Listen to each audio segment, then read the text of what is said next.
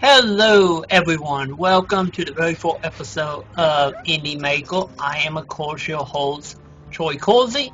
I am here from eduplay.info, which all you guys should check out for all brand new review, preview, interviews, so on, and so on. But how they're going to work is for Indie Maker, every Friday at 5 p.m. Central Standard Time, I am going to be bringing you a whole bunch of indie games, mainly Let Plays, some reviews of indie games, and of course some interviews with some of the people who are making your favorite indie games. And today, on the very first episode, we are of course going to be interviewing Max, which is the CEO of Runic Games, which you guys more likely know him from such games as Torchlight 1, Torchlight 2, and he had his hand in other places such as the original Diablo 1 and 2, and a couple other games here and there. Of course, this interview is going to be covering all of it, the basics of the company, all the way up to what they're doing now with Torchlight 2, and what they probably will be doing later on with the franchise, or just games in general. So, how about we get down to the interview, and hopefully you all enjoy, and I will see you all after this little interview video thing. So, I'll talk to you guys all in a few minutes.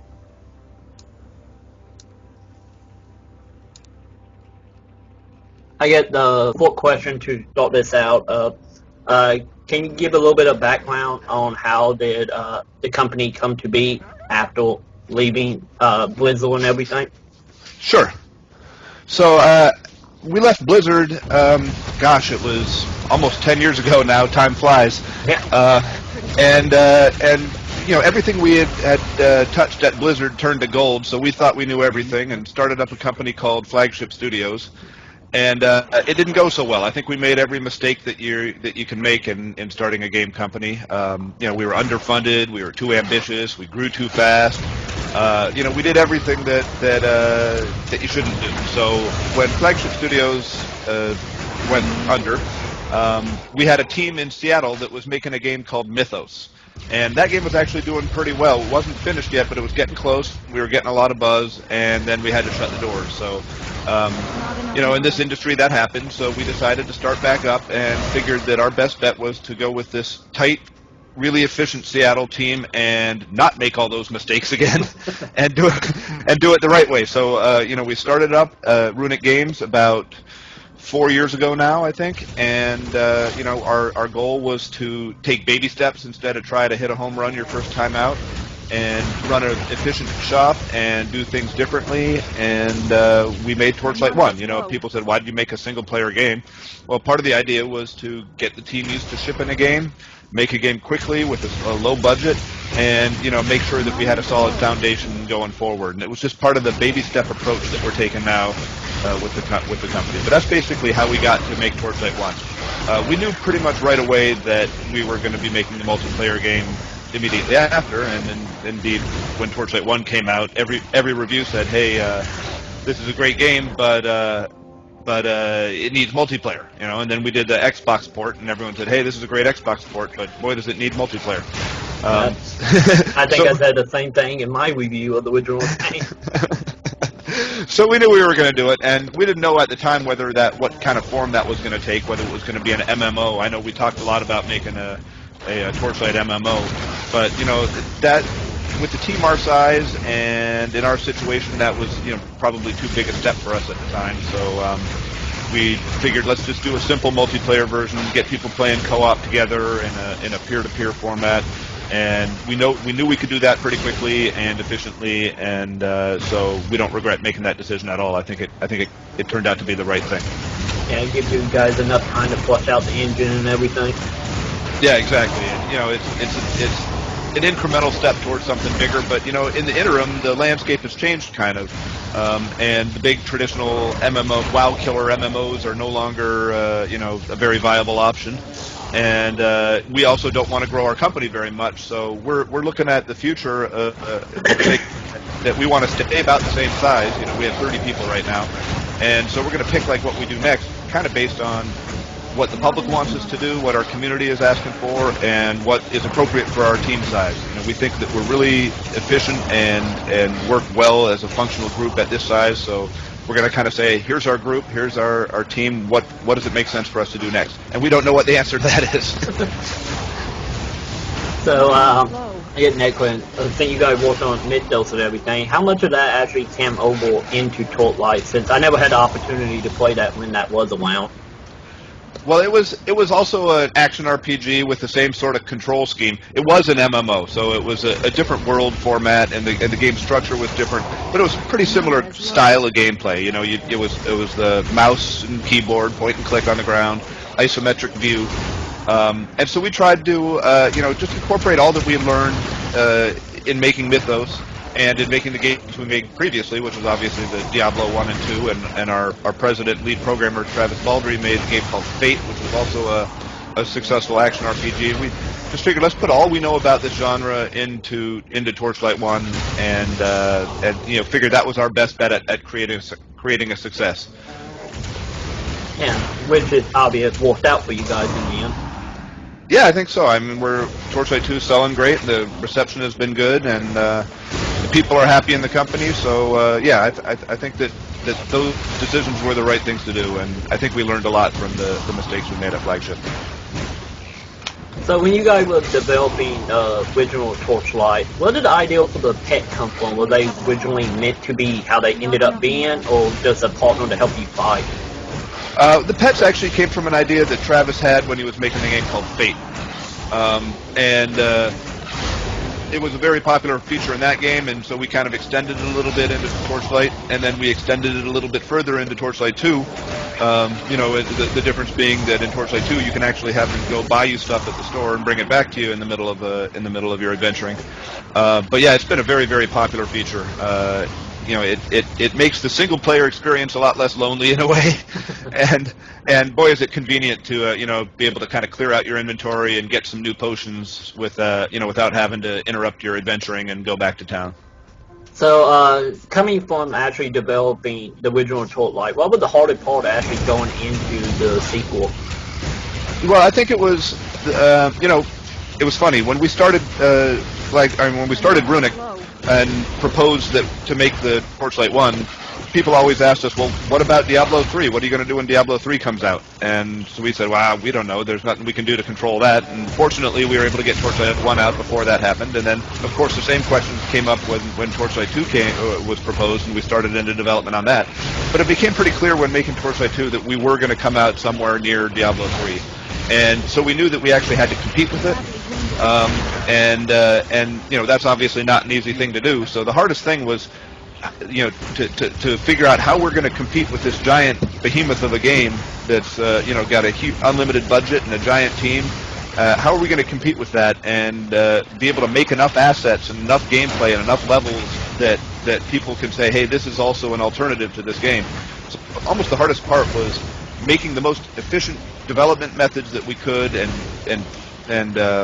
designing the game such that we could actually create the size of a game that can successfully compete in what is now even a more crowded genre with games like Path of Exile and other ARPGs out there like Grim Dawn or even Borderlands 2. So with Torchlight 2 at obviously way bigger than the original Torchlight, was it any point in development when you guys were thinking there was no way you're going to be able to ship that game for $20? Yeah, pretty much all the way through. We knew early on that it was playing well and that we had a good game going, but we also realized that we had to get the level of polish up. And originally I think we intended for the game to take about 18 months to 2 years to make, and we tacked on another 6 months on that just to be able to go through it all at the end and polish everything from beginning to end. So it would be as good as possible. It was a fairly exhausting and nerve-wracking experience, but I think everyone's pretty happy now that it's out. Yeah, I know I am, because after playing it, I originally was thinking, like, how could you guys actually release it at $20? It didn't seem like, you would make your money back on it. Well, I tell you, the reason that it's possible is because we've gone. The industry has changed a bit, and now it's almost all digitally distributed instead of selling boxes. So, back in the day when an independent developer would make a game, you'd get a publisher. The publisher would, take their cut, which was about equal to what you get, and they would make boxes and sell them to Walmart, and you'd make your money that way. But today, with the advent of things like Steam, which does the majority of our business, we don't need a traditional publisher, and the return that you make as a developer is much higher. So we make about as much on a sale at $20 a Torchlight as we would have 10 years ago selling a $50 box at Walmart. So it actually the economics actually work out, but it's because of the way the industry has changed, and just the fact that things like Steam make it a lot easier for an independent developer to make money on a $20 game. Now it also was it's an aggressive price, obviously, but coming off of Torchlight 1, people said, hey, this game's only single player, but it's also only $20 and it's a great value. And we just thought that it makes a good story to say this is even bigger in every respect. It's multiplayer and it's still $20. It's kind of an area that we felt like was not being crowded out by everyone else making their games, so we felt like we could kind of stand apart in that area. And time will tell if it was a good idea or not, but so far it seems to be working out. Yeah, it will also pretty much build good faith in the people actually buying your games, knowing they're going to get a good game for that price. That's right. I think it also is an investment in the future. We definitely want to build our brand and have people associate Runic games with ridiculously good value. Oh, I get my other claim would be here. When going through the actual single player here, I noticed the story seems to be kind of spread out a decent amount.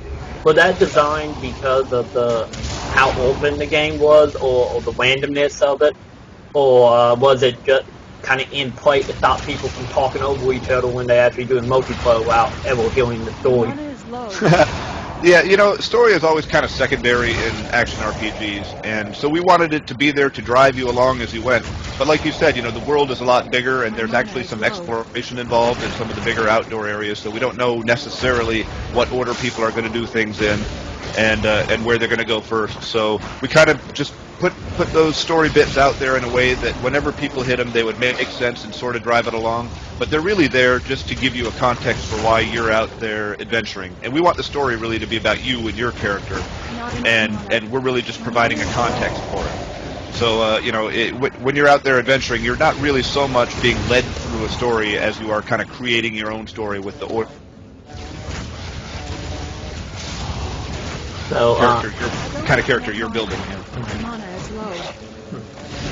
Yeah, because I know, like, going through the game, after playing Diablo 3, it seemed like all it was just story, ending with the character randomly talking, and with Torchlight, I'm going through, and it seemed like an hour, maybe an hour and a half before I ever hear actual main storyline stuff again. Yeah, we definitely wanted the emphasis to be on, exploration and building your character and making yourself the hero of the story.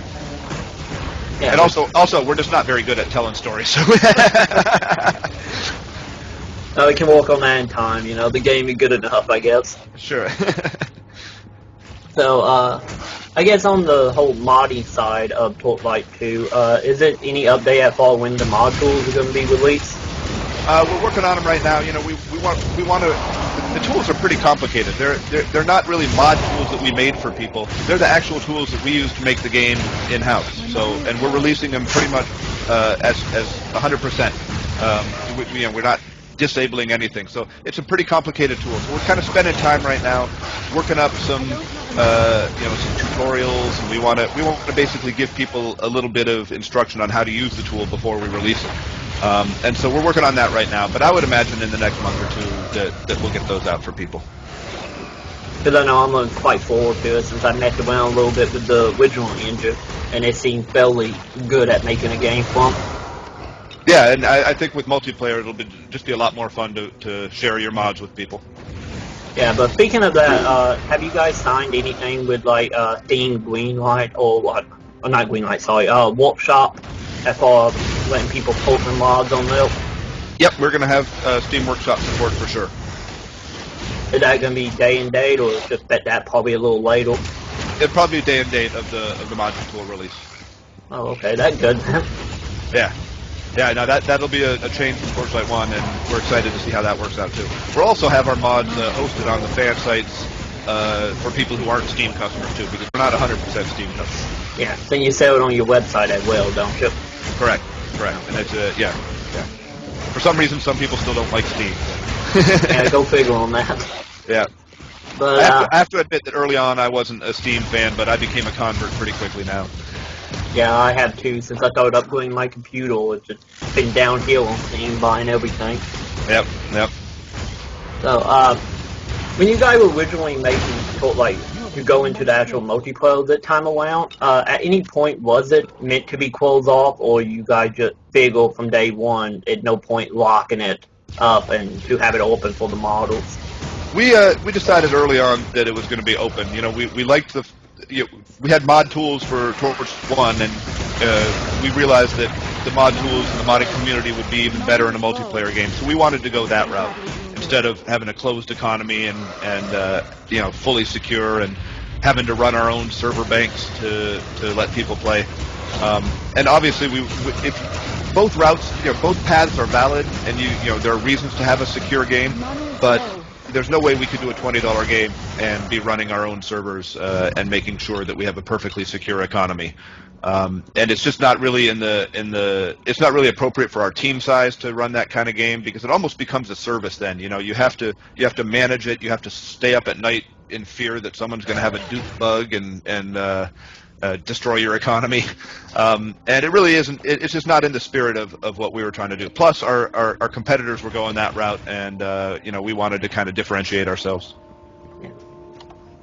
So, let's say I know how in the past and some other interviews I've been researching for that. Because the whole Torchlight MMO happening, or will happen at some point possibly, but you had spoke about free-to-play.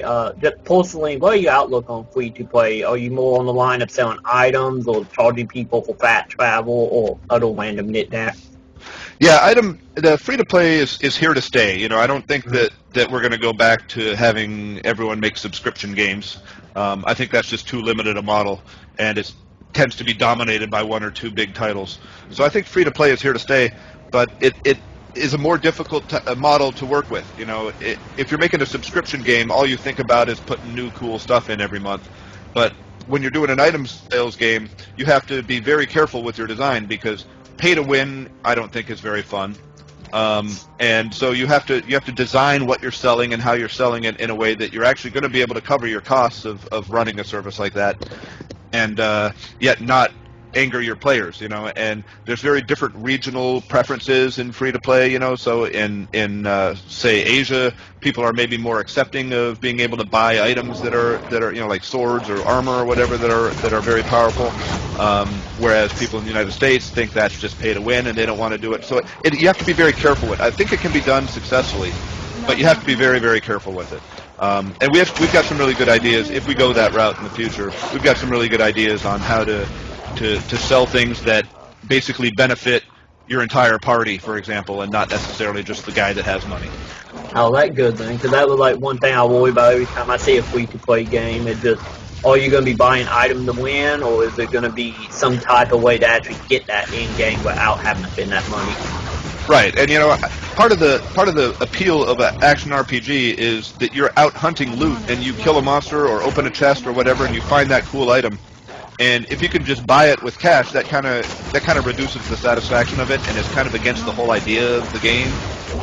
So what is attractive about this kind of game is sort of undermined by being able to just buy it. So we have to be careful and be creative about how we do that. But I think that looking at the business out there, it just seems like that we have to be accepting that free to play is going to be here. We just have to be more clever as designers about how to do it the right way. So as far as what you guys could possibly do next, do your team feel like it deals some room in the action RPG for you to add on to, or do you think it will probably go more the route of whatever ideals is in your guys' office? Well, we're mixed on this, and this is why we don't really know what we're doing next. Part of us realizes that we have to keep the Torchlight franchise alive, but looking back into the history, we started with the Diablos, and Travis with making the Fate, and then we were working on Mythos, and then we've done all the Torchlights, and they've all been this same top-down action RPG games. And we'd like to do something else also in our career at some point, and so that's kind of a motivation also. But that being said, we've got a lot of great ideas on how to extend the Torchlight universe. So we're going to sit down after the dust settles here. We're still, doing language translations for Torchlight 2 and patching things up, and we've got some DLC that we want to get out there to people. So we're going to, basically clean up our release and get everything set, and then basically all sit in a room and decide, what makes sense for us to do. It might be that we decide to do a tablet version. It might be a console. It might be a different kind of game entirely. It might be Torchlight 3. It might have MMO attributes. There's attractive things about all these options, and so we just kind of have to weigh what our community is asking for, what makes sense for us as a business, and what creatively we need to do, to stay motivated and to stay excited about what we do for a living. So we're kind of purposely not making that decision now because we're still sort of in a case where people are sleep deprived and exhausted from the release, and we wouldn't necessarily make the best decision right now. So we're going to let it settle a little bit and then basically isolate ourselves for a little while and just hash it out. Yeah, I imagine it'd probably be a couple months before that happened. Everybody get caught up on sleep. Yeah, pretty much. But speaking of the DLC, like you mentioned briefly, any idea if that's going to be released at free DLC or pay DLC or any wanking for that right now? Sure. Right. We have no plans right now to do any paid DLC, and we have things already queued up, ready to go that are free DLC. So we're going to seed it with some free DLC right now. But having said that, we might decide to make an expansion pack for Torchlight 2, which would be a proper expansion. We make a whole lot of stuff and put it together and sell that as a package deal product. But we definitely in the interim intend to trickle in just free stuff just to keep it fresh and keep people interested, and also to address whatever things people think we missed the first time around. So right now the plan is only free DLC. Oh, okay. Well, that's good to know then. People like free, yeah. So, as like I mentioned before, me researching for this interview, I know you guys were still working on the Mac version of Torchlight, and I know some of the reviewers I have play on Mac. Is it any update for how that is actually coming for Torchlight 2? Yeah, no real update, and I'm going to be honest with you, we haven't even really started it yet. We want to get... we've researched it a little bit, but right now we're concentrating on getting our language translations worked on. We're just finishing up the German version right now because that's our second biggest market, and then we got a couple more to do, and then also patching some little bugs that people have found along the way, and making sure that that everything that has been reported in our forums that are keeping people from playing our set. So right now we're still in cleanup mode. But, that's kind of next on the agenda. Okay, good to know then. I know some of my reviewer will be happy to hear that. Yeah. So, like a lot of people probably have no as of right now, it seems to be a lot of Easter eggs in Torchlight 2. Is there any in the game that haven't been found yet? Or have everything been discovered at this point? Oh, no, there's things that have not been discovered yet, but obviously I'm not going to say what they are. Yeah, I but imagine not. They're out there, though, for sure. When you was actually making all the Easter eggs and everything for the game itself, was there any Easter egg wish that made it into the game but never did for whatever reason it might have been? Let me try to think about that. I think that we got in everything that we wanted to. Obviously, some of them required that we get permission from other game makers. It seems like, for the most part, other game makers are pretty enthusiastic about that stuff, too, so that wasn't too hard to get done. Sometimes it was just a verbal, yeah, go for it, and sometimes we had to sign a contract. I think we got in everything that we were looking to get in. And like I say, there's some that people haven't seen yet that actually aren't even in yet. We'll be patching them in, but are planned, that are pretty fun. So I look forward to seeing people's reaction when they see them, because those things are just fun. When you run across something that you recognize that's from another game, I don't know. I think it's pretty fun. Yeah, especially in a game like Torchlight, when you're probably not expecting for any of that to be popping in. Right, exactly. So, speaking of patching and stuff, is it any plan to patch in like random new items or anything throughout patching, or Oh is that yeah. all safe?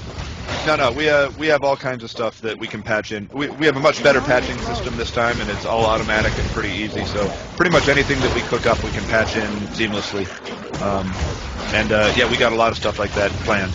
A lot of items, a lot of stuff. I want to keep it a surprise, so I'm not going to say too much. But there's a lot of stuff along those lines that's going in. All right. Just out of curiosity, here, because I know after like the 360 is concerned for patching. When you actually patch your game and you gotta go through Steam, do you have to pay any amount of fee for that? No, they handle that for free. They want you to patch the game because they make money when it sells, and they want it to be as good a game as possible. So they take care of that, and that's pretty cool, I think. Okay, good. That was one of the things I always was wondering, since I have interviewed people who have worked for games on the 360, and they always were complaining about having to pay so much money to even get one single update out. Yeah, I don't know why they do that. I think that just discourages people from extending their game, and I think that you sell more, if you know that the game's going to be patched along the way. So yeah, I think that's counterproductive. I like Steam's approach to that, definitely. So, I get to pretty much wrap up all the questions I have, but I get to finish this off. Anything you want our listener to be aware of as far as moving forward with Torchlight or the company itself? Sure. Just thank you for being a really cool community. We're always surprised when we go into our forums that even when there's something wrong with the game, people are really nice about it, and it's been a change for us. A lot of game communities are kind of cynical and a little bit bitter if you look in their forums, and we've really been shocked by how cool our community is. It makes us feel lucky to know that people are appreciating what we're doing, and we really appreciate the community too. So we want just first and foremost, a big thank you to everyone. But also, keep talking to us. Let us know what you want us to do. And I know as part of the community, I'm proud you guys actually pulled off Torchlight too. You did a fantastic job on it. Oh, thanks, man. I love to hear it. So, yeah, thank you very much again, and hopefully everything go good moving forward for Torchlight and any other games you guys work on. All right, thank you. Thanks for having me on, for sure. Yeah, anytime. Anytime you want to come back, just let me know. All right. All right, sounds good. Thank you very much again for helping out on this. All right, thanks, Troy. Thanks for having me on. Yep, you have a good day, and hopefully you get feeling better. All right, thanks a bunch. Bye. See ya.